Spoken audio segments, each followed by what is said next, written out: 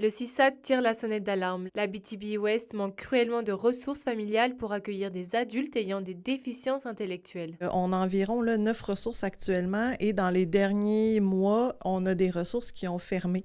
Et ça veut dire qu'aujourd'hui, si quelqu'un a besoin d'une place à la Serre, par exemple, on ne peut pas lui offrir un placement dans cette ville-là.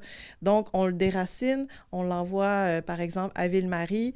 Donc, il peut s'éloigner de sa famille, perdre son cercle social. Pour devenir famille d'accueil, il n'y a pas de formation spécifique à avoir, seulement une envie de contribuer à la société. Ça demande pas une formation professionnelle, donc il faut vraiment être quelqu'un qui est ouvert d'esprit, qui veut aider son prochain, être quelqu'un qui veut travailler à la maison. Il y a beaucoup de critères, c'est des critères qui sont ministériels, mais c'est pour ça qu'on est là pour accompagner les gens dans ces démarches-là, étape par étape, pour en venir à signer une entente avec le CIS de l'Abitibi-Témiscamingue pour devenir une famille d'accueil ou une résidence d'accueil. C'est notamment le cas de José Biron, qui est famille d'accueil pour les adultes depuis maintenant 18 ans, après 10 ans à l'être pour les enfants. Étant technicienne en travail social de métier, je voulais travailler terrain.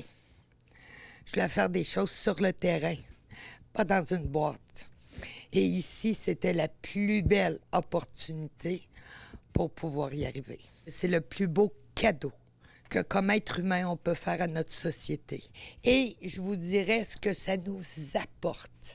C'est grandiose, madame. Avec 6 personnes principalement en santé mentale et schizophrénie sévère, José se considère comme une maman ours avec ses oursons. Mais je te dirais, c'est comme toute famille, là.